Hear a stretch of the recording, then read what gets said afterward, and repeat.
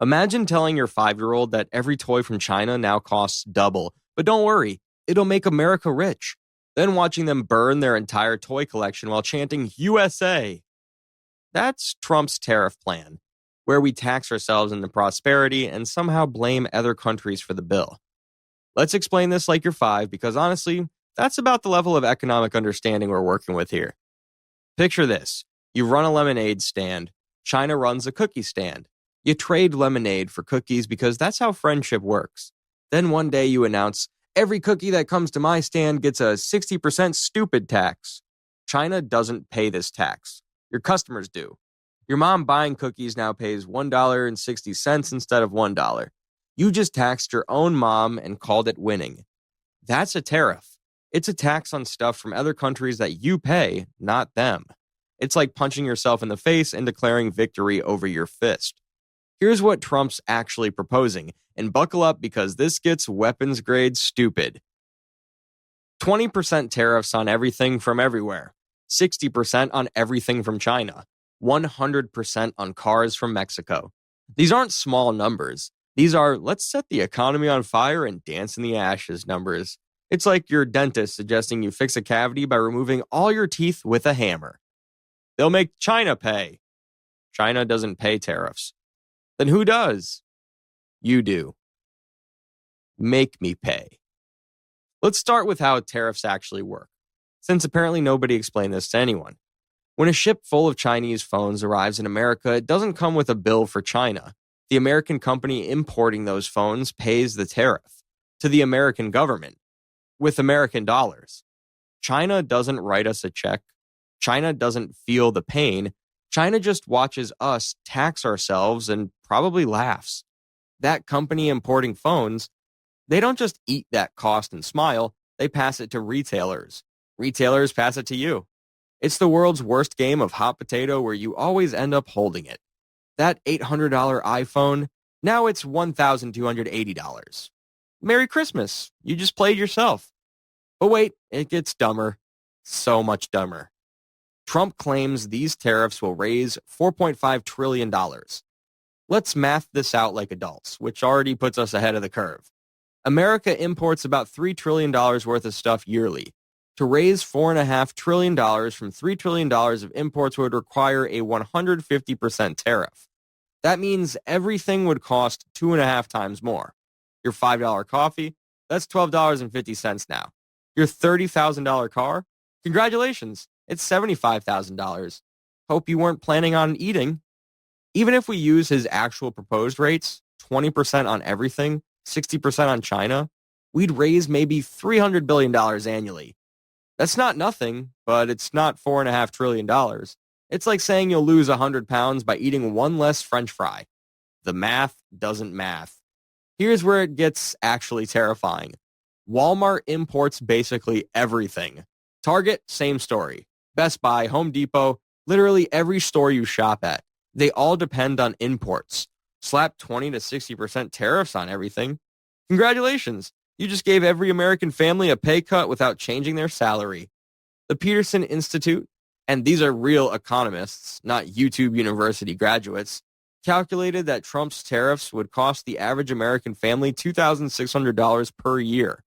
That's a $2,600 tax increase that he's calling a tax cut. It's like a magician pulling a rabbit out of your hat, then charging you for the show. But surely this will bring manufacturing back to America, right? It will not bring manufacturing back to America. Here's the thing about manufacturing. You can't just whistle and make factories appear like some kind of industrial Mary Poppins. It takes years to build factories, decades to build supply chains. You need skilled workers, which we don't have because we've spent 40 years telling kids that factory work is for losers. Even if we started today, it would take 10 to 20 years to rebuild American manufacturing. In the meantime, everything just costs more. It's like burning down your house to kill a spider, then living in the ashes while you wait for a construction crew that might never come. Companies won't move production to America. They'll move it to Vietnam, Bangladesh, Mexico, anywhere without tariffs. We've already seen this with Trump's first trade war. China didn't lose. They just shipped stuff through Vietnam and slapped a Made in Vietnam sticker on it. Problem solved. America played. Let's talk about the last time someone tried tariffs this hard. Spoiler, it ended super well if you enjoy economic collapse and human suffering. 1930, Smoot-Hawley Tariff Act. Congress thought, hey, there's a recession starting. Let's make everything more expensive. That'll fix it. They jacked up tariffs on 20,000 products. Other countries retaliated with their own tariffs. Global trade collapsed by 65%. The recession became the Great Depression. Unemployment hit 25%. People ate shoe leather soup.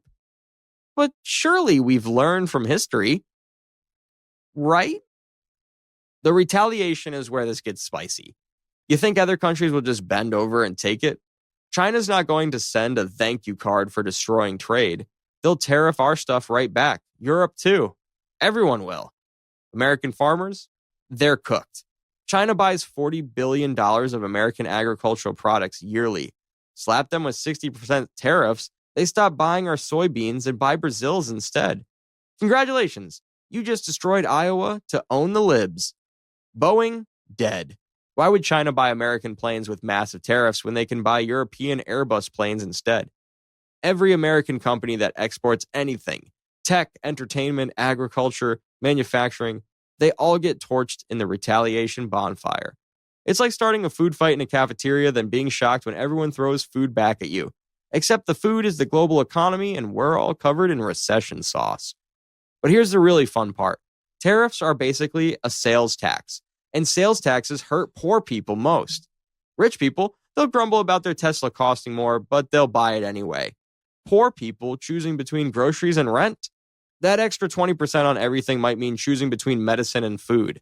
It's a tax that hits hardest on people who can least afford it, wrapped in a flag and sold as patriotism. Your groceries cost 20% more. But we're beating China. You can't afford groceries. USA, USA, USA. Let's look at specific products to see how stupid this gets. Phones, virtually zero phones are made in America. Zero.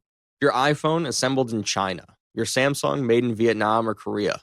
Slap 60% tariffs on them. Congratulations. A new phone now costs as much as a used car. Hope you like your current phone because you'll be keeping it until it becomes sentient. Clothes, 97% of clothing is imported. That $20 t-shirt's now $30. Those $60 jeans are now $90. Parents buying school clothes for kids? Good luck with that. Maybe we'll bring back flour sack fashion from the Depression. Very authentic. Electronics? Every TV, computer, game console, all imported. That PlayStation your kid wants for Christmas? Add 60%. That laptop for school? Add 60%.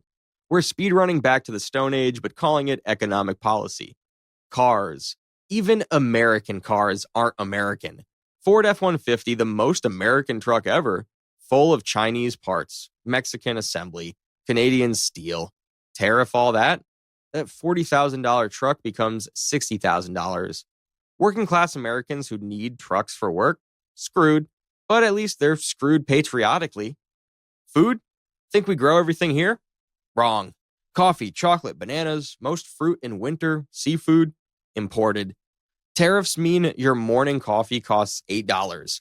Your kid's banana in their lunchbox? Luxury item now. We're making scurvy great again. The supply chain chaos would be magnificent. Every American company depends on imported components. That made in USA product, it's made from Chinese screws, Mexican metal, Canadian wood, and Japanese electronics. Tariff all that? The made in USA product costs triple and nobody buys it.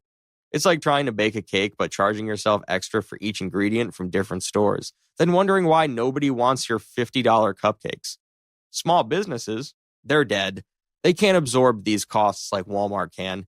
They can't negotiate around tariffs like Amazon. Every small business that imports anything, which is basically all of them, gets destroyed. We're handing the entire economy to massive corporations while pretending to fight for the little guy. But surely Trump knows this from his first presidency. His 2018 tariffs were supposed to bring manufacturing back. Manufacturing employment went down. Farm bankruptcies went up. The trade deficit got worse. We spent $28 billion bailing out farmers hurt by retaliatory tariffs. We paid farmers not to farm because our tariffs destroyed their markets. Steel tariffs were supposed to save steel jobs. They saved 8,000 steel jobs, but cost 75,000 jobs in industries that use steel. It's like saving one finger by cutting off your hand. Technically successful, catastrophically stupid. Here's the real joke. We already tried this exact thing.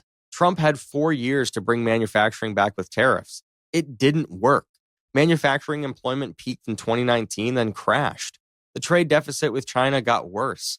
The only thing that happened was stuff got more expensive. But this time will be different. Why? Because America? The entire premise is backwards. Manufacturing didn't leave America because of unfair trade. It left because American workers cost more than robots and foreign workers. Unless Trump's plan includes making Americans work for $2 an hour, manufacturing isn't coming back. And if it does come back, it'll be robots doing the work, not people. We could build an iPhone factory in America tomorrow. You know what it would be full of? Robots. Maybe 12 guys to watch the robots. It's not a jobs program. That's a very expensive way to create 12 jobs. And let's talk about the actual numbers because they're hilarious if you enjoy economic horror stories. Trump claims China is ripping us off for $500 billion a year. The actual trade deficit with China? About $280 billion. But even that number is meaningless. Trade deficits aren't losses. It's not like China is stealing money. We give them money. They give us stuff. That's called shopping. If trade deficits were bad, you'd have a deficit with your grocery store. They never buy anything from you. You always buy from them. Are they ripping you off? No, you're exchanging money for food. That's how buying things works.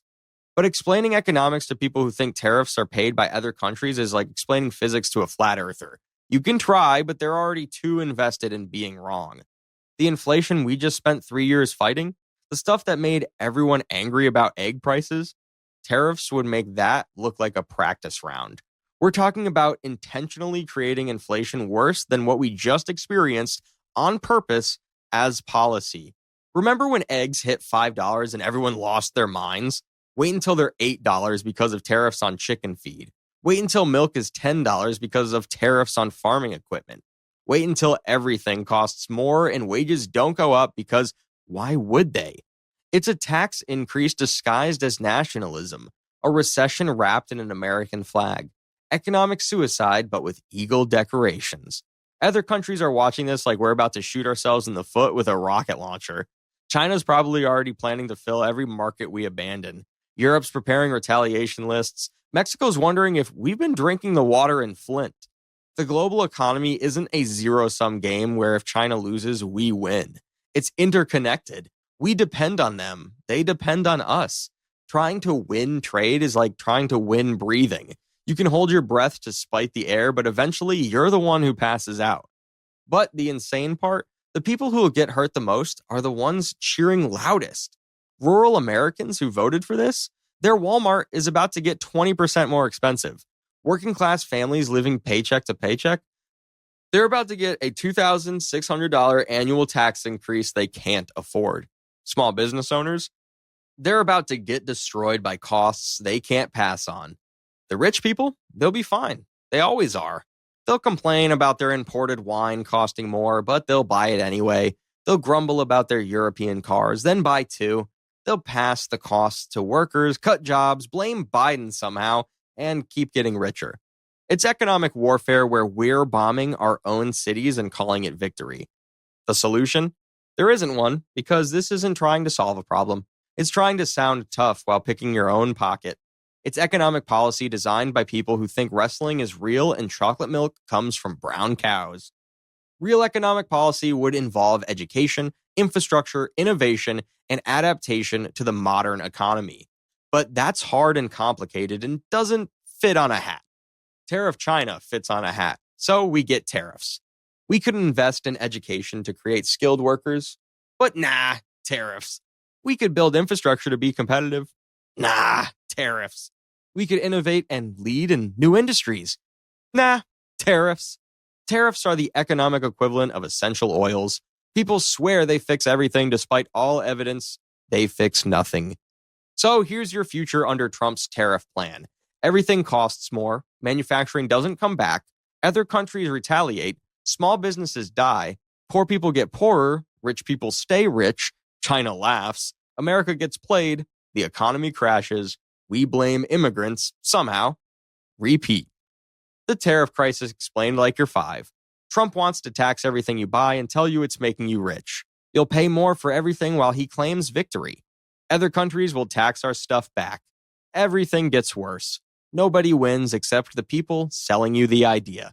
It's like setting your house on fire to keep your neighbors' smoke away. Sure, they might smell some burning, but you're the one who's homeless. Welcome to America, where we're about to make the Great Depression look like a practice run because someone convinced half the country that paying more for everything is patriotic. The really scary part, people will cheer while their costs go up. They'll celebrate while their jobs disappear. They'll wave flags while their futures burn. Because it's easier to blame China than understand economics. And somewhere, Ben Franklin is spinning in his grave so fast we could probably harness him for renewable energy, which we'll need because solar panels are about to get 60% more expensive. But hey, at least we're winning.